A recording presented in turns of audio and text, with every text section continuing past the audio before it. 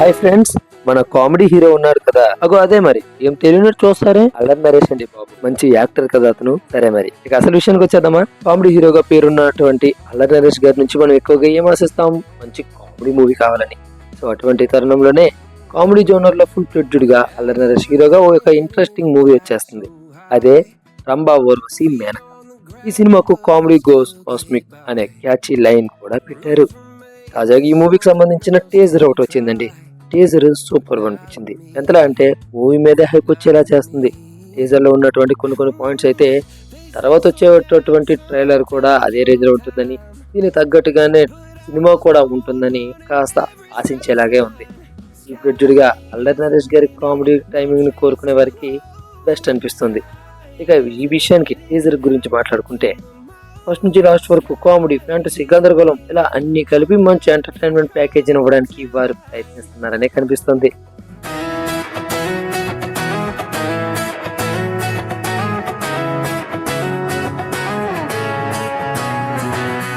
ఇక అల్లరి నరేష్ గారి కామెడీ గురించి ప్రత్యేకంగా చెప్పాలంటే, ఆయన వన్స్ రంగంలో దిగితే బ్లాస్ట్ అవ్వాల్సిందే.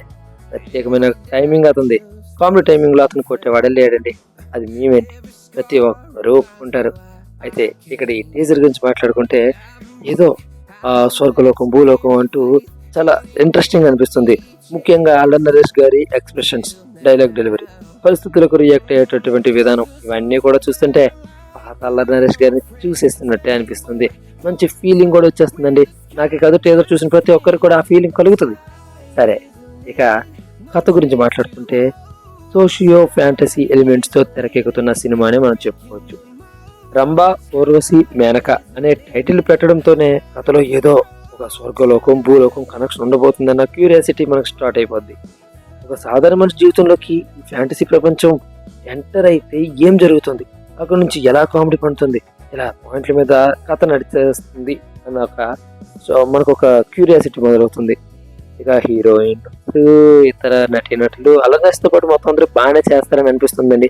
ఎందుకంటే వెన్నెల కిషోర్ గారు, శ్రీనివాస్ రెడ్డి గారు, వీళ్ళు కామెడీ టైమింగ్ గురించి ప్రత్యేకంగా చెప్పుకోవాలా చెప్పండి. మనం సినిమాని సగం లేపుకెళ్ళిపోయేదే వీళ్ళు, వాళ్ళ కామెడీ ఇస్తాం. అదే ఇక ప్లస్ పాయింట్స్ కూడా వాళ్ళే అవ్వచ్చు. సరే, ఎలాంటి కథలో కామెడీ ట్రాక్ల గురించి మనం ప్రత్యేకంగా చెప్పిన అవసరం లేదు, దానితలు అవే వస్తాయండి. ఇక ఈ మూవీకి మ్యూజిక్ ను చైతన్ భరద్వాజ్ అందిస్తున్నారు. సినిమాటోగ్రఫీ రామరెడ్డి, ఎడిటింగ్ చోటా కే ప్రసాద్లు పనిచేస్తున్నారు. టీజర్ లో కనిపిస్తున్న విజువల్ చూస్తుంటే ఫ్యాంటసీ ప్రపంచాన్ని కలర్ఫుల్ గా వీరు చూపించారని అర్థమవుతుంది.